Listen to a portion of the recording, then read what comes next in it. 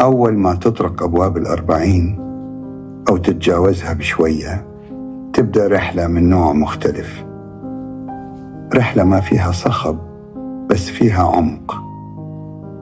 تبدأ تكتفي، تستغني، تتأمل مشاكلك، تحلها بنفسك. صراخك صار صمت، الهاتف ساكت أغلب الوقت، ورسالة على واتساب تكفي وتزيد. قعدة البيت صارت أغلى من 1000 سهرة، وفنجان قهوتك أو كوب شايك أعظم اختراع عرفه الإنسان.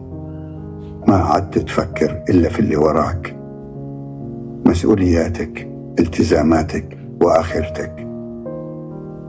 قل منطقة الصمت وتنسحب بهدوء، ما تحتاج تبرر وما تبغى تشرح. تكثر من أعمال الخير، يمكن لأنك حسيت إن القادم أقصر مما مضى.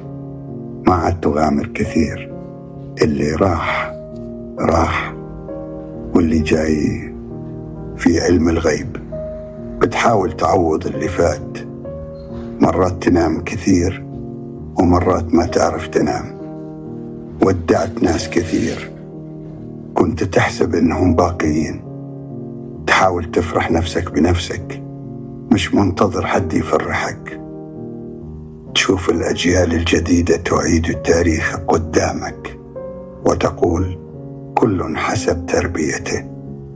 تبعد عن الغلط علشان ما تشيل ذنب أمام ربك. تحاول تترك أثر لأنك بدأت تحس إن العد التنازلي بدأ. تحترم سنك وتراجع تصرفاتك القديمة. تقول كنا صغار.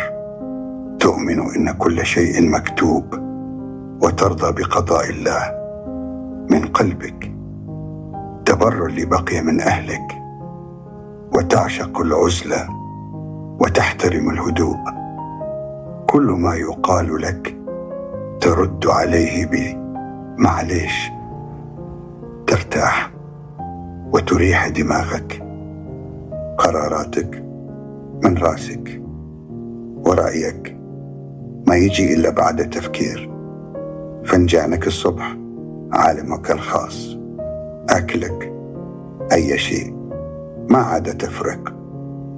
ما تحب الزحمة ولا تحبي تندمج في مجموعات. لبسك على مزاجك مش على الموضة. ودايما تقول الحمد لله.